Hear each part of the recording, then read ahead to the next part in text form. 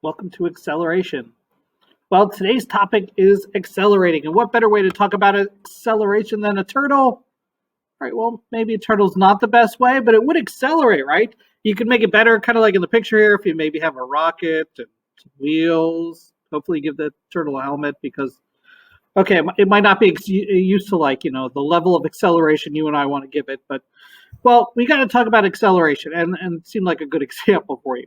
Now, acceleration means more than you think it does, right? Because it turns out if something is accelerating, well, yeah, just like you would expect, right? If we said the turtle accelerated because it got up some steam and started getting going really fast and everything, well, sure, that is acceleration. But did you know that there's more to it than that?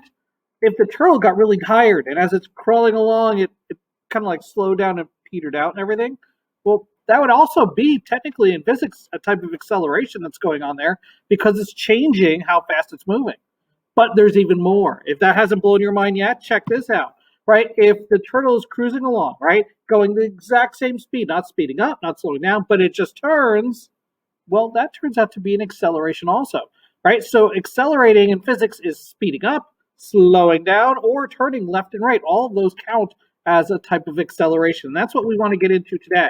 So I give you my example right here, the rotor ride from Hershey Park way back when. Now the rotor ride, it's accelerating because it's turning, it's spinning in a spinning motion. It's also accelerating because you can see it's going faster and faster and faster.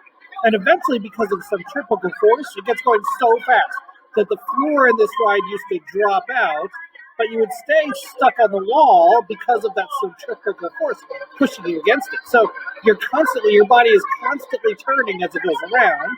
So acceleration, speeding up, acceleration. Oh, there goes the floor right there. But wait, there's more.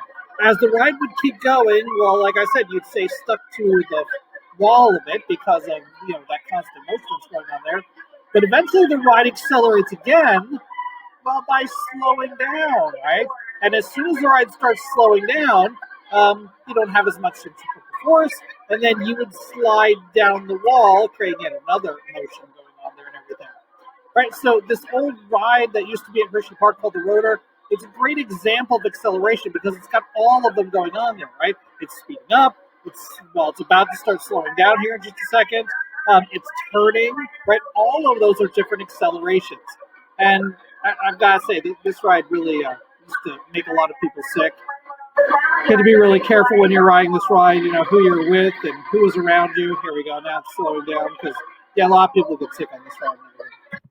Okay, how about this, right? If we want to talk about acceleration or velocity, you could do this video right here.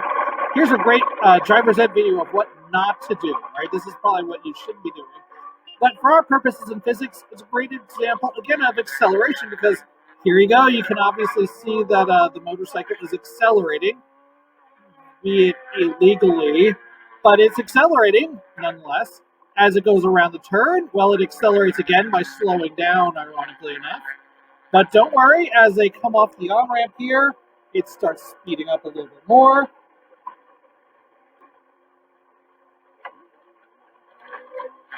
And here we go, and it accelerates, right? It gets going to a really high acceleration rate, right? So remember, speeding up, accelerating, slowing down, accelerating, and as they're kind of like turning, making some of these turns on this road, also they're accelerating, right? So acceleration has to do with all of these great things, right? It's not just speeding up, it could be slowing down, it could be turning. All of them are great examples of this, right? And that leads us to the acceleration calculation, which is final velocity minus initial velocity divided by time. So let's give you an example of that. For that, I have the Titanosaurus right here. Yes, the Titanosaurus, largest of all land creatures ever to live on the planet Earth. Let's say it's kind of like, cruising around at, a nice slow speed. Let's say it's maybe on a 10 meters per minute. I don't know, it's just kind of like munching along on things and everything like that. And so if we, kind of like timed it, right, the initial velocity we could say might be 10 meters per second as it's kind of like cruising along, right? Then you need a second, velocity. Let's say a final velocity. So let's say a little bit later, we time it again as, the Titanosaurus is walking along and everything like that. And this time we find out it's going, let's say 50 meters per second. why the change, right? I don't know. Maybe let's say it was munching along, like, I don't know, in an ocean or something like that. And maybe a giant shark came along and started trying to chase it or eat it, or I don't know, something like that. I don't know. The two they could battle it out and everything, right? But anyway, its final velocity, because maybe Titanosaurus is trying to move away, let's say is a blinding 50 meters per second, right? So you've got 50 meters per second, or sorry, per minute, 50 meters per minute, and you've had 10 meters per minute. So it's definitely speeded up, right? So you subtract those two, right? The subtraction would mean that it's going, let's say here, 40, meters per minute. So that's the subtraction there. Then you divide it by time. And let's say if it was going for 6 minutes, right? That means it's going to be going 6.6.